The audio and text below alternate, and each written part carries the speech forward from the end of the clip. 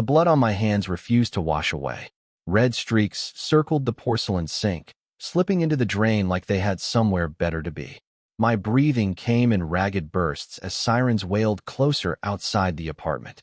The knife lay on the kitchen floor where it had fallen from my fingers, its polished blade reflecting the shattered engagement photo still hanging crookedly on the wall. She had smiled in that picture. Hours earlier, she'd smiled at another man. "You promised," I whispered to the empty room, my voice breaking. "You promised me." The apartment door shook beneath heavy fists. "Police.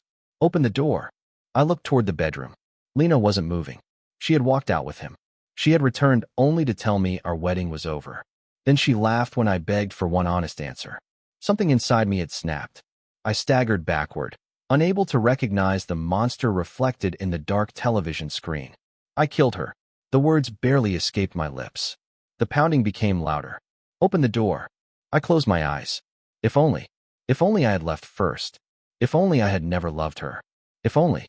A deafening crash exploded through the apartment. Not from the front door. From somewhere impossibly far away. Metal twisting. Glass shattering. People screaming. My eyes flew open. Rain hammered against a windshield. A seatbelt dug into my shoulder. Someone beside me laughed softly while scrolling through her phone. "You've been staring out the window for 10 minutes, Lena said without looking up. "Are you still upset?" My heartbeat stopped. She was alive. No blood. No apartment. No police. Outside the passenger window, traffic crawled toward the old Riverside Bridge. The date on the dashboard display froze every thought in my mind. September 18th. The day she crashed. My fingers trembled. I remembered everything. The confession. Her affair. The murder. The police. The impossible darkness. And now, this. "Liam." Her voice sounded irritated. "You've gone pale." I slowly turned toward her. Exactly as before. The white dress she wore for our wedding rehearsal. The tiny pearl earrings I'd bought 6 months earlier. The perfume that had once made me believe fate existed. Across the road, a black luxury SUV appeared through the rain. I knew that vehicle. Victor Hahn, the man she'd secretly chosen over me. 30 minutes from now, she would leave my car after another argument. She would run across the road toward Victor. The truck would never stop. The collision would kill her instantly. That accident had destroyed my life long before I destroyed hers. "Liam." She frowned. "Answer me." Instead of speaking, I reached into the glove compartment. Cold steel met my fingertips. The camping knife. I'd packed it yesterday for our honeymoon. In my previous life, it stayed there untouched. Not this time. I wrapped my hand around its handle. If she died anyway, if everything only led back to tragedy, then maybe I should end everything before fate could. The thought horrified me, yet it refused to disappear. She noticed my hand. "What are you doing?" Her voice finally carried fear. I pulled the knife halfway from its sheath. Rain hammered harder. Victor's SUV waited at the next intersection, exactly where memory said it would be. One decision. Everything depended on one decision. My phone suddenly rang. The screen displayed one name. Grandmother Evelyn. She almost never called during workdays. I stared at the flashing screen while the knife rested across my lap. "Liam." Lena whispered. "Why are you looking at me like that?" I answered the phone. "Liam." Grandmother's shaky voice burst through the speaker. "Where are you?" "I'm driving." "You mustn't go to the church today." I frowned. "What?" "I just received anonymous photographs." My grip tightened. "What photographs?" A long silence. Then, Lena, kissing another man. The world became perfectly quiet. Not because I hadn't known. Because someone else already did. "I wanted to tell you before your wedding tomorrow." Tomorrow. Not today. Of course. The rehearsal came first. The ceremony was tomorrow morning. In my last life, I never answered this call. I had ignored it. I only discovered the betrayal after the accident. Everything changed because I answered. "Liam." Grandmother asked gently. "Come home." I looked at Lena. For the first time, I saw panic hidden behind her confident expression. She had heard enough. Her fingers clenched around her purse. "What photographs?" she demanded after I hung up. I quietly slid the knife back into its sheath. No reason to waste it. "What does that mean?" "It isn't your turn to die." She stared. Ice filled the space between us. Then, for the first time in 7 years, I unlocked the passenger door. "Get out." She didn't move. The rain blurred the windshield into flowing sheets of gray, turning the city beyond into little more than shadows.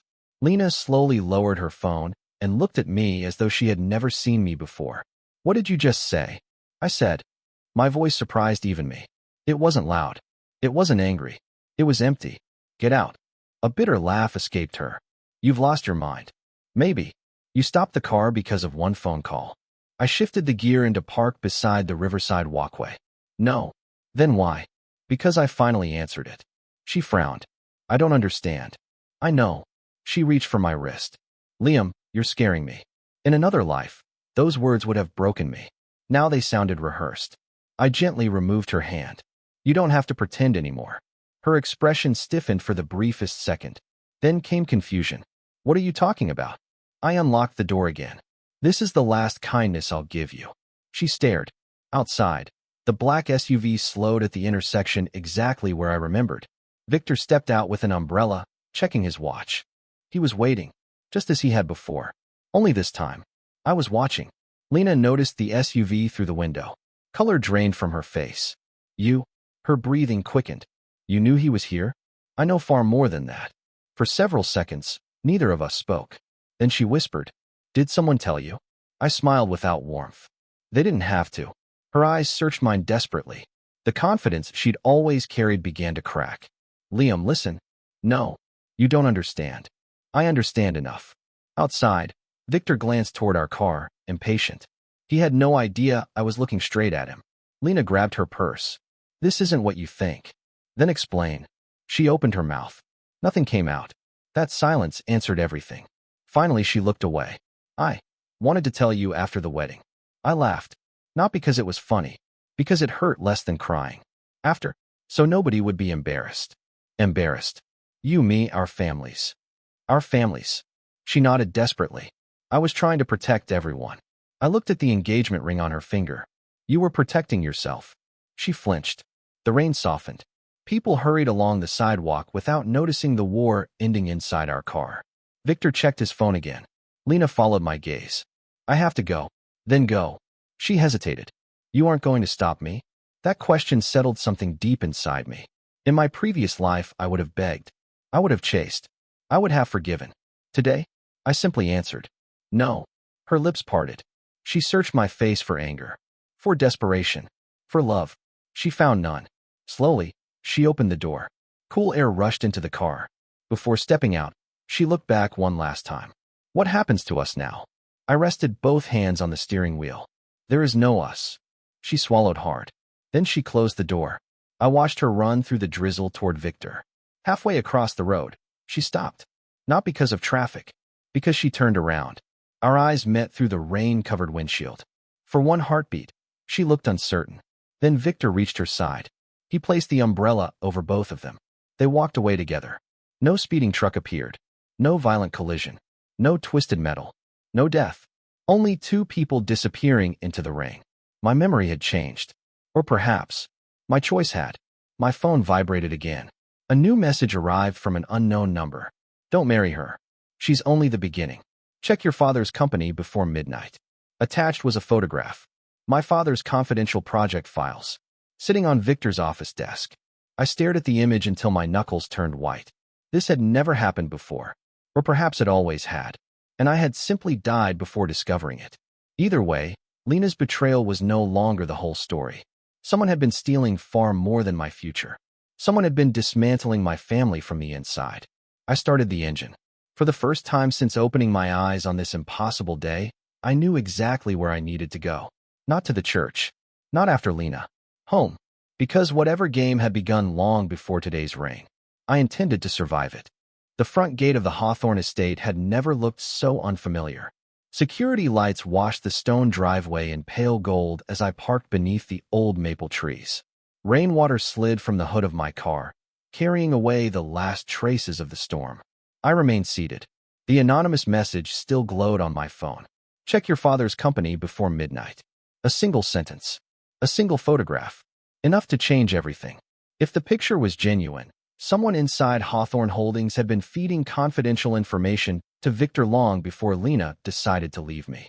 If it was fake, someone wanted me to believe my own family was compromised. Either possibility was terrifying. The front door opened before I reached it. Grandmother Evelyn hurried down the steps, still wearing her reading glasses. Liam. She didn't embrace me immediately. Instead, she searched my face as though confirming I was truly standing there. I was afraid you wouldn't come. I'm here. She noticed my soaked clothes. And Lena? We're finished. Her shoulders sagged. Not in surprise. In relief. She stepped aside. Come inside. The warmth of the house wrapped around me. Nothing had changed. The grandfather clock still ticked in the hallway. The smell of jasmine tea lingered in the air. Family photographs lined the staircase. One frame showed my parents smiling beside me on my university graduation day. My father. If the anonymous message was right, he was the real target. Grandmother led me into her study and silently handed me a brown envelope. I didn't open it. Inside were 6 photographs. Lena kissing Victor. Lena entering his apartment. Lena leaving a hotel before sunrise. Every picture carried a timestamp. Not weeks ago. Months. The earliest was almost a year old. I stared until my vision blurred. Grandmother spoke quietly. They were delivered this afternoon. No sender. She shook her head. Only one sentence. What sentence? She hesitated, then repeated it exactly. Protect your grandson before tomorrow. The same writing style. The same deliberate wording. Whoever had warned her had warned me too. They knew today mattered. I murmured. Grandmother nodded. I've lived long enough to recognize when someone is moving pieces on a chessboard. She looked directly into my eyes. You've always been the piece everyone wanted. A knock interrupted us. My father entered without waiting. Mother. Then his eyes found me. Liam. He frowned. Why aren't you at rehearsal? It's canceled. What? I'm not marrying Lena. Silence filled the room. He stared as though expecting me to laugh. Instead, I placed the photographs on his desk. One by one. His face hardened with each image. When he reached the last one, his jaw tightened. I'll deal with this. No. He looked up. I will. He frowned. This concerns our family. It concerns my life.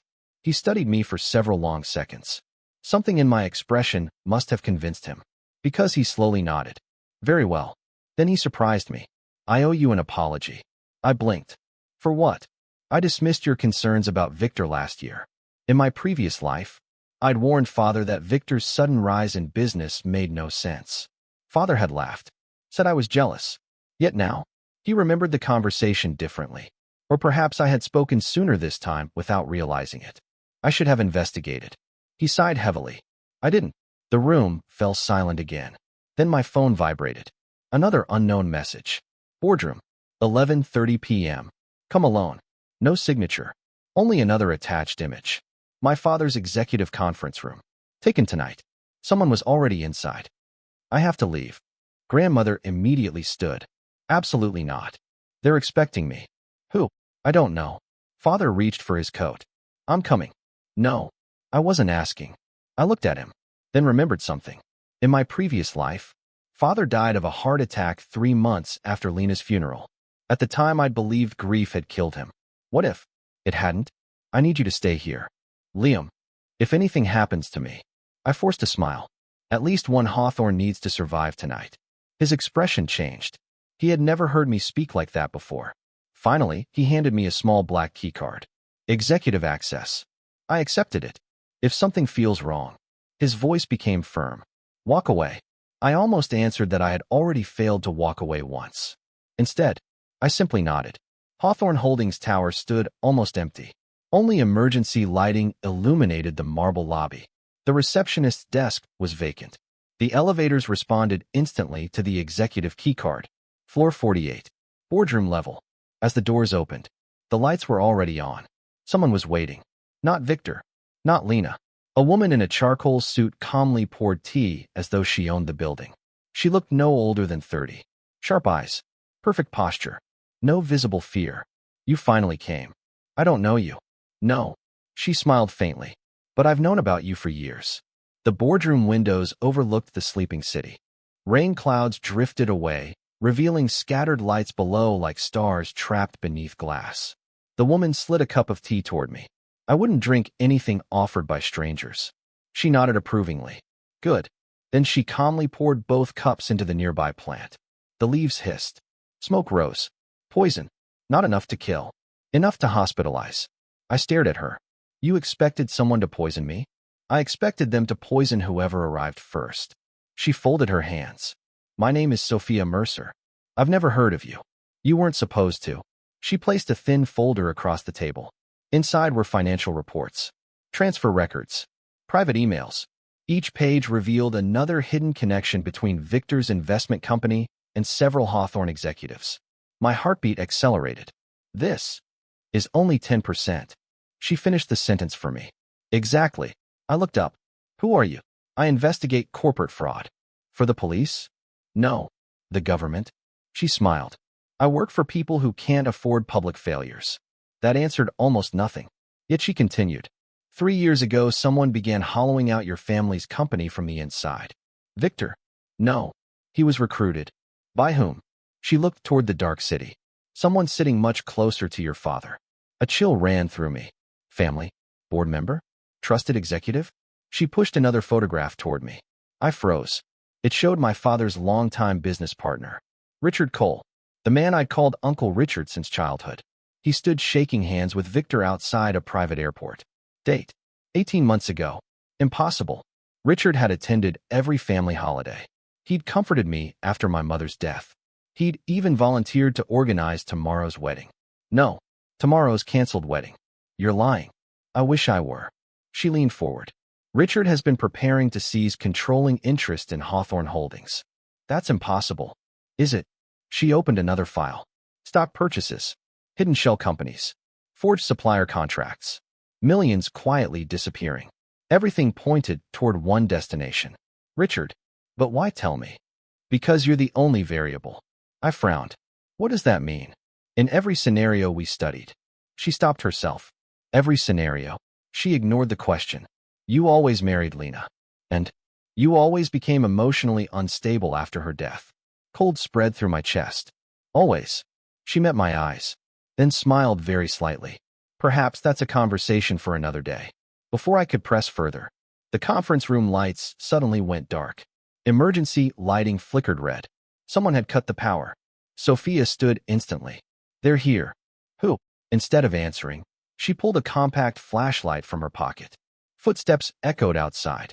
Not one person. Several. The boardroom handle slowly turned. Locked.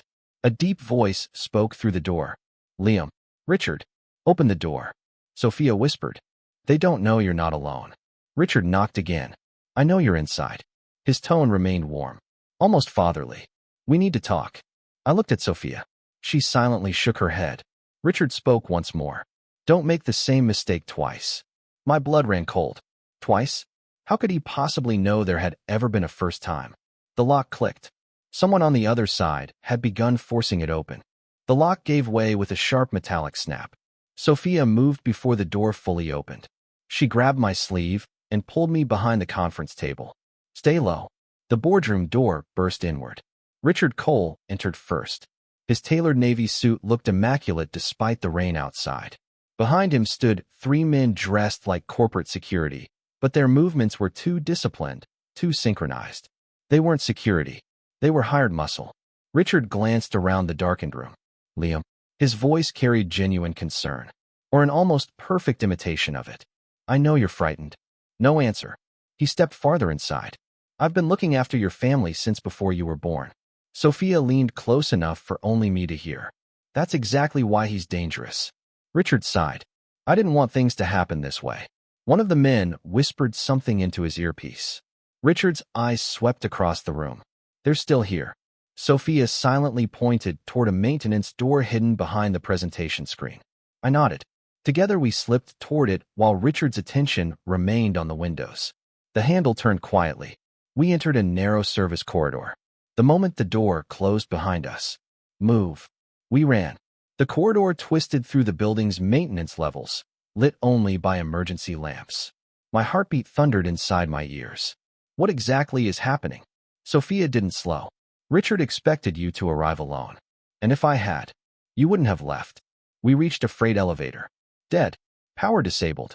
Sophia cursed under her breath. Stairs. Behind us. A door slammed open. They're here. Footsteps exploded through the corridor. Sophia shoved open the emergency stairwell. Down. We descended 3 flights at a time. Concrete walls echoed every step. I hadn't run like this since university. The footsteps behind us grew louder. Someone shouted, "There!" A flashlight beam swept across the stairs. Sophia suddenly stopped. She removed a small metal cylinder from her pocket. "What is that?" "Insurance." She rolled it upward. 3 seconds later, a deafening bang filled the stairwell.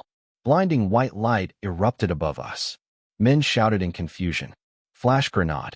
We kept running. By the time our vision adjusted, we'd reached the underground parking garage. Rows of luxury vehicles stretched into darkness. Sophia headed toward a silver sedan. She froze. All 4 tires had been slashed. They prepared for everything. I looked around. So now what? Instead of answering, she pointed. A motorcycle stood alone near the exit. Delivery company logo. Keys still hanging from the ignition. I stared. "You can't be serious." "The owner will get it back." "You sound very confident." "I usually am." Another shout echoed through the garage. "No time." She climbed onto the motorcycle. "Get on." "This is theft." She raised one eyebrow. "You're worried about that now?" "Fair point." I climbed behind her. The engine roared to life. Headlights swept across the garage. Richard's men had arrived. "There." Sophia twisted the throttle. The motorcycle shot forward. 2 SUVs accelerated to intercept us. Concrete pillars flashed past. One vehicle swerved sideways, trying to block the exit. Sophia leaned hard. The motorcycle slipped through a gap barely wider than the handlebars. Metal scraped concrete. Sparks exploded. Then, we burst into the night. Rain hit my face like needles. The city blurred into streaks of light. Behind us, the SUVs emerged onto the road. "They're still following." I noticed. She accelerated. Traffic thickened ahead. Cars crawled beneath glowing billboards. Sophia didn't slow. She threaded through impossible gaps with frightening precision. "You've done this before." "A few times." "A few." She laughed. "Enough." Despite everything. I almost smiled. Almost. Because another question refused to leave my mind. How had Richard known there'd been a first time? 20 minutes later, we abandoned the motorcycle beneath an elevated railway. Sophia finally stopped beside an abandoned warehouse. Both of us were soaked. She checked the street carefully before speaking. "They'll lose us here." I leaned against the wall, trying to steady my breathing. "You still haven't answered my question." "Which one?" "Who are you really?" She looked at me for a long moment, then quietly asked, "What do you remember after killing Lena?" The world stopped. I hadn't told anyone. Not one person. Not a single word. My voice barely emerged. "How do you know that name?" Sophia's expression didn't change. "Because this isn't the first version of your life I've seen." The words hit harder than any punch. "What?" "You heard me." I shook my head. "No. I know exactly what happened." She spoke with impossible certainty. "You murdered Lena in your apartment." My hands began trembling. "You were arrested. You died before sunrise." I stumbled backward. "No one knows that." "You remember waking inside your car." My breathing became ragged. "You remember reaching for the camping knife." Every detail. Every impossible detail. "You watched Lena walk toward Victor. She took one slow step closer. And this time, you let her go." Silence. Only rain dripping through the broken warehouse roof. Finally, I whispered, "What are you?" She looked strangely tired. Someone trying to prevent the same tragedy from repeating. I laughed weakly. "I've completely lost my mind." "You haven't." "Then explain." "I can't." "Why?" "Because knowing everything changes everything." My frustration exploded. "I already died." My voice echoed through the warehouse. "I killed the woman I loved. I woke up on the day she was supposed to die. I've been chased across the city by people I trusted." I pointed at her. "And now you tell me you've seen this before?" She waited until my breathing slowed, then quietly answered, "Yes." "How many times?" A pause. "Enough to know where most roads end." "Most. Not all." "So this isn't fate." "No. A second chance." "Closer." "Time travel." She remained silent. That silence was answer enough. I covered my face with both hands. Nothing made sense anymore. After several minutes, I finally looked up. "What do I do now?" "For tonight." She handed me a small encrypted flash drive. "Protect this." "What's on it?" "The evidence Richard wants destroyed." I slipped it into my pocket. "And tomorrow?" She looked toward the city skyline. "Tomorrow Richard plans to announce your emotional collapse." "What?" "He'll claim Lena abandoned you. He'll say grief made you unstable." He'll convince your father you're unfit to inherit Hawthorne Holdings. Exactly as it had happened before. Only, last time Lena had died. This time she hadn't. Different path. Same destination. He already has the board prepared. Sophia continued. If you react emotionally, I lose. Yes. If I attack him, you lose. If I expose him now, you still lose. I frowned. Why? Because you don't have enough proof. The flash drive suddenly felt much heavier. What about this? It isn't enough. Before I could ask another question, a phone vibrated. Not mine. Sophia's. She glanced at the screen. Her expression changed immediately. What happened? She looked directly at me. Richard moved earlier than expected. My stomach tightened. Meaning? She spoke only 4 words. They've arrested your father. Everything inside me went cold. The game had changed again. The warehouse suddenly felt too small. They what? My voice echoed off the rusted steel beams. Sophia had already tucked her phone away, her expression colder than before. Richard called the Financial Crimes Division an hour ago. On what grounds? He submitted evidence claiming your father embezzled nearly $200 million from Hawthorne Holdings. That's impossible. I know. They'll discover it's fake. They will. She held my gaze. But not before tomorrow's emergency board meeting. The realization struck me. Richard never intended to win in court. He only needed my father removed long enough to seize control of the company. Just like a king placed in check, not defeated, only unable to move. When did they arrest him? 15 minutes ago. I was already heading toward the warehouse door. We're going. Sophia didn't stop me. She merely asked, with what plan? I froze. There wasn't one. Breaking into a police station would only prove Richard's accusations. Sophia walked beside me. Good. What? You stopped. I'm not giving up. I know. Then why is that good? Because in your previous life, you never stopped. I looked at her sharply. You've said previous life 3 times. And you still refuse to explain. I refuse because explanation changes choices. I clenched my jaw. She was hiding something enormous. But she was also right. Knowing wouldn't free my father tonight. Evidence would. We need proof. We need the original accounting server. I frowned. Hawthorne's financial archives? She nodded. Richard forged the paper trail. But he couldn't alter the encrypted backups. Exactly. I thought for several seconds. The backup server isn't in headquarters. No. It's beneath the old logistics center. She smiled faintly. So you do remember. I built the archive system.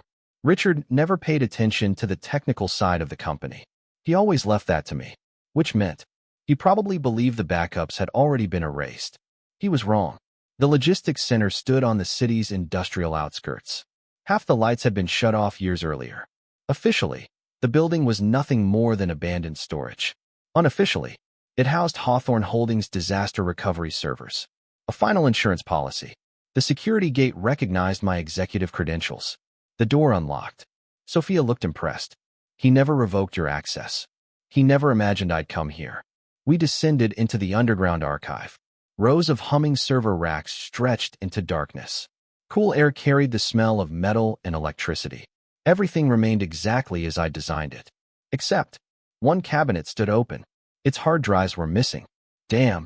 Sophia hurried toward the empty rack. They found this place. Not everything. I pointed upward. The primary archive is bait.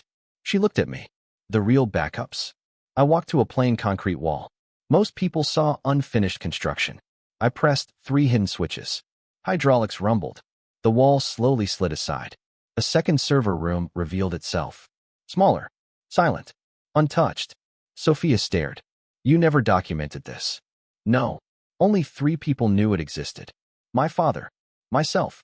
And my stomach tightened. Richard. No. He had helped approve the building. If he knew, why hadn't he emptied this room too? I inserted my access card. The central terminal awakened. Authentication accepted. Backup status. Complete. Relief flooded through me. We have it. I began downloading the financial logs onto the encrypted drive. Thousands of transactions appeared across the screen. Then one file caught my eye. Project Phoenix. Creation date. 5 years earlier. I frowned. I've never seen this. Sophia's face lost all color. Don't open it. Why? Please. It was the first time she'd sounded afraid. Naturally. I opened it. The first document appeared. Not financial records. Psychological evaluations. Photographs. Names. Mine. Lena's. Victor's. Richard's. My father's. Even Sophia's. Each file described us as subjects. For several long seconds, neither of us moved. The server fans became the only sound in the room. I slowly scrolled through the first page. Subject L, 17. Male. High emotional resilience. Primary inheritance candidate. Predicted reaction to betrayal. Followed by detailed probability percentages. Every important event in my adult life had been listed. Meeting Lena. Our engagement. Victor joining the investment division. Even the date of Lena's planned departure. No, not departure. The document used a different word. Trigger. I felt physically sick. What is this? Sophia closed her eyes. The file I prayed no one would find. You knew? I knew it existed. You knew about all of this? I knew enough. I continued reading. Richard wasn't listed as mastermind. He was field coordinator. Victor. External asset. Lena. Behavioral catalyst. Behavioral catalyst. My hands tightened around the keyboard. So my relationship, Sophia answered before I finished, was manipulated. No. She spoke carefully. Your feelings were real. And hers. Silence. That silence hurt more than any answer. The next document contained surveillance reports. Restaurant conversations. Private arguments. Phone records. Someone had watched us for years. Every weakness. Every fear. Every choice. Nothing had been accidental. I slammed the keyboard. Who? Sophia looked directly at me. I don't know. Liar. I truly don't. There has to be someone above Richard. There is. Who? We've never identified them. Never. Again. That word. As if she'd lived through this more than once. Before I could question her, the server alarm suddenly activated. Unauthorized access detected. Red lights flashed. Sophia immediately grabbed the downloaded drive. We have to leave. Not yet. There isn't time. I need names. You need to survive. Footsteps echoed above us. Many. Sophia cursed. They tracked the backup signal. The hidden door began opening. Too late. Richard stepped inside. Only this time. He wasn't pretending to be the caring family friend. He applauded slowly. Remarkable. His smile contained no warmth. I always underestimated you, Liam. His gaze shifted toward the monitor. So, you found Phoenix. I stood between him and the server. You ruined my life. Richard sighed. No. I gave your life purpose. My fists clenched. You used Lena. I used everyone. He didn't even deny it. They all made choices. You merely believed they were free. Sophia quietly slipped the flash drive into her jacket. Richard noticed. Miss Mercer. He smiled politely. I was wondering when you'd appear. You won't get the evidence. He chuckled. Oh, I don't need it anymore. My heart skipped. What? Richard looked at me almost sympathetically. The board meeting has already ended. Impossible. It's midnight. It was moved forward. He checked his watch. Congratulations. His smile widened. You're officially no longer the heir to Hawthorne Holdings. My breathing stopped. Richard took one slow step closer. And your father? He paused deliberately. Just confessed. No. He signed every document. He would never. He did. Richard's eyes remained perfectly calm. People confess to many things, especially when someone they love is threatened. A cold wave crashed through me. Me. They had threatened me. Father hadn't confessed to save himself. He had confessed to protect his son. For the first time since waking on this impossible day, I felt genuinely powerless. Richard smiled. Now, he extended his hand. Give me the drive. Richard's outstretched hand remained perfectly steady. Behind him, 6 armed men silently spread through the hidden server room, cutting off every obvious escape. Sophia shifted almost imperceptibly, placing herself half a step closer to me. The drive stays with us. Richard smiled. I expected that answer. He wasn't angry. He wasn't impatient. He looked like a teacher watching students repeat a lesson he'd heard countless times. Something about that expression unsettled me. You've already won the company, I said quietly. What more do you want? The company? Richard chuckled. You still think this was about money? What else could it be? He looked around the hidden archive. This building. The servers. The billions. They're merely tools. I stared at him. Then tell me. For what? His smile faded. For control. Before I could respond, he snapped his fingers. One of his men stepped forward carrying a tablet. Richard turned the screen toward me. A live video feed. My father sat alone in an interrogation room. His suit was wrinkled. His face looked older than I had ever seen. An officer placed several papers in front of him. Father picked up the pen and signed. My chest tightened. You manipulated him. I persuaded him. You threatened me. I protected you. I took an involuntary step forward. Richard's guards immediately raised their weapons. Sophia whispered, "Don't." I forced myself to stop. Richard nodded approvingly. Better. Then he looked directly into my eyes. You're finally learning patience. Those words stirred an unexpected memory. Years ago, when I was 16, Richard had taught me chess. Every defeat ended with the same sentence. Never attack because you're angry. Attack because the board demands it. At the time, I'd admired him. Now I understood. He hadn't been teaching chess. He'd been studying me. The realization made my skin crawl. Richard noticed my expression. You remembered. You planned my entire life. I observed it. You manipulated it. I guided it. The distinction disgusted me. Sophia slowly reached into her jacket. Richard immediately raised one finger. I wouldn't. She froze. Snipers. There had to be snipers covering the hidden exits. Richard had prepared for every possibility. Every obvious possibility. I looked around the room. Server racks. Cooling pipes. Power conduits. Emergency suppression systems. Years ago, I'd personally approved the fire safety layout. A quiet idea began forming. I met Sophia's eyes. Very slightly. I glanced upward. She followed my gaze. The ceiling. Understanding flickered across her face. She gave the tiniest nod. Richard continued speaking, unaware. Liam, you've always believed strength meant protecting people. It doesn't. It means deciding who deserves protection. I've already decided. So have I. He extended his hand once more. The drive. I smiled for the first time that night. No. Then I reached behind me and slammed my elbow into the bright red emergency fire suppression lever. A deafening alarm erupted.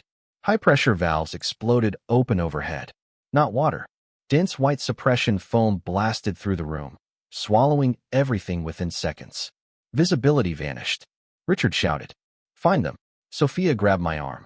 This way. We ran blindly between server racks while panicked voices echoed from every direction. Someone fired. Bullets struck metal. Electric sparks showered across the floor. Another man slipped in the foam. More shouting. Complete chaos. Exactly what I'd hoped for. Because unlike everyone else, I knew this room. Every hidden maintenance passage. Every emergency exit. I pulled open a narrow access panel behind rack 12. Sophia slipped inside first. I followed. The panel closed just as flashlights swept across the aisle we'd abandoned. Richard's furious voice echoed faintly behind us. Seal every exit. Too late. The maintenance tunnel was barely wide enough to crawl through. Cold concrete scraped against my palms as we moved deeper beneath the logistics center. The alarms above gradually faded. Only our breathing remained. After several minutes, the tunnel opened into a forgotten utility room. Sophia leaned against the wall, catching her breath. You planned that. I remembered building it. She laughed softly. You keep surprising me. I've surprised myself. I checked my pocket. The encrypted drive was still there. Untouched. Sophia noticed. You held on to it. I wasn't letting it go. She looked genuinely relieved. For a while, neither of us spoke. Finally, I asked the question I'd been carrying all night. Why are you helping me? She was silent for so long that I thought she wouldn't answer. Then she said, because once. She stopped. I failed. Failed who? She looked at me. You. Before I could ask anything more, my phone vibrated. One new message. Unknown sender. Turn on the television. The utility room contained an old maintenance monitor connected to local news. I switched it on. Every channel carried the same breaking story. Hawthorne Holdings announces emergency leadership change. Reporters crowded outside company headquarters. Richard stood confidently behind a podium. Board members applauded. The news anchor spoke over the broadcast. Following allegations of large-scale financial misconduct against Chairman Daniel Hawthorne, the board has unanimously appointed longtime executive Richard Cole as interim chief executive officer. The camera zoomed in. Richard looked calm, respectable, trustworthy. Then he spoke. My first responsibility is ensuring stability. My thoughts remain with the Hawthorne family during this difficult time. The hypocrisy was unbearable. He continued, I especially hope Daniel's son, Liam Hawthorne, receives the emotional support he needs after today's unfortunate personal circumstances. Images of Lena leaving my car flashed across the screen. Someone had been filming us. The news anchor added, sources close to the family suggest the canceled wedding caused Mr. Hawthorne's significant emotional distress. Exactly as Sophia predicted, they weren't destroying my reputation. They were making me unbelievable. A grieving fiancé, an unstable heir. No jury, no shareholders, no public audience would trust my accusations. Sophia quietly turned off the television. They've isolated you. Yes, but they made one mistake. She raised an eyebrow. What mistake? I held up the encrypted drive. They think this is the only copy. It isn't. I smiled faintly. When I designed Hawthorne's archive, I built 3 backups. Sophia stared. You never mentioned that. I'd forgotten. Not forgotten. Remembered. Pieces of memory from this impossible second chance kept returning at unexpected moments. There are 2 more. Where? One beneath our manufacturing plant. And the last. I looked toward the dark window. My mother. Sophia frowned. Your mother died 8 years ago. Exactly. My mother never trusted digital storage. A memory surfaced with startling clarity. The night she became ill, she'd handed me a small brass key. If anyone ever turns family into business, open the cedar chest. At the time, I'd thought she was speaking metaphorically. Now, I wasn't so sure. I slowly closed my hand. Richard believed he'd taken everything. The company, my father, my future. He was wrong. For the first time since waking inside that rain-soaked car, I wasn't reacting anymore. I was planning. And somewhere in the darkness beyond the city, the final piece my mother had hidden all those years ago was still waiting. The cemetery was silent beneath the first light of dawn. Mist drifted between rows of weathered headstones, softening the edges of names carved into stone. The city was beginning to wake, but here the world still felt suspended between yesterday and tomorrow. I stood before my mother's grave. Fresh flowers rested against the marble. Someone had visited before me. Sophia noticed the arrangement. Your father? I slowly shook my head. He hasn't been free. She crouched beside the flowers. No card. No signature. Only white lilies. My mother's favorite. For a strange moment, I wondered if whoever had warned my grandmother had also come here. I brushed my fingers across the headstone. I failed you once. The words escaped before I realized I was speaking them aloud. I won't fail again. The cemetery caretaker approached quietly. Mr. Hawthorne? I turned. The elderly man studied my face for several seconds before reaching into his coat. Your mother left instructions. My heartbeat quickened. He handed me a small brass envelope. I was told to give this only if you ever came here alone after losing everything. My fingers tightened around the envelope. When did she leave this? 8 years ago. 8 years. Long before Lena. Long before Victor. Long before Richard's betrayal became visible. My mother had anticipated something. Inside the envelope rested a single brass key and a handwritten note. Her handwriting was unmistakable. Liam, if you're reading this, someone convinced you that power belongs to whoever holds the company. They lied. The company can be stolen. Character cannot. Go home. The cedar chest isn't in the attic. It's beneath my piano. I stared at the final sentence. Beneath the piano. Not inside the chest. Not hidden in plain sight. Hidden beneath it. Mother, even after death, you were still protecting us. The Hawthorne estate had been placed under temporary legal supervision. Police officers stood outside the front gate. News vans crowded the street. No one recognized me beneath the plain jacket and baseball cap Sophia had found. We entered through the old gardener's entrance. The house felt strangely hollow. Family portraits remained on the walls. But laughter, life, everything meaningful had been stripped away. The grand piano still stood in the music room exactly where Mother had left it. Dust covered the polished wood. I knelt beside it. There, a tiny brass lock hidden beneath the frame. The key fit perfectly. A hidden compartment slid open. Inside lay a leather folder. Nothing more. No jewels. No cash. Only documents. I opened the first page. Original shareholder agreements. Signed decades earlier. Richard's signature. Forged. The evidence was undeniable. The second file contained notarized letters proving my father had transferred emergency voting authority, not to Richard, but to my mother. After her death, That authority legally belonged to her only surviving child. Me. Richard's entire claim to leadership depended upon forged paperwork. Sophia let out a slow breath. This changes everything. I turned another page. Then another. My pulse accelerated. The final document wasn't about the company. It was addressed to me. Never fight for revenge. Fight so the truth survives after you. My vision blurred. For the first time since awakening in that rain-filled car, I cried. Not from grief. From relief. Mother had already shown me the only path worth taking. Not vengeance. Truth. My phone rang. Unknown number. I answered. Liam. Richard. I wondered how long it would take. You lost. He laughed softly. No. You simply reached the final move. I have everything. You have paper. I have people. I remained silent. He continued. The board won't believe you. The media won't believe you. The police won't believe you. I don't need belief. I looked down at Mother's letter. I only need the truth. There was a pause. Then, for the first time, Richard stopped laughing. 48 hours later, every major news network interrupted its regular programming. Not because of rumors. Because of evidence. Sophia had quietly delivered certified copies of every original document to financial regulators, independent auditors, and 3 investigative journalists before Richard realized the hidden archive even existed. The forged shareholder transfers collapsed under forensic examination. The disaster recovery servers confirmed years of financial manipulation. Anonymous shell companies traced directly back to Richard's private accounts. Project Phoenix. Illegal surveillance. Corporate conspiracy. One revelation after another surfaced until denial became impossible. The public board meeting Richard had carefully orchestrated became something entirely different. A confession. Not mine. His. Richard stood before the same directors who had applauded him only 2 days earlier. This time no one clapped. Evidence filled every screen. Every signature. Every transfer. Every lie.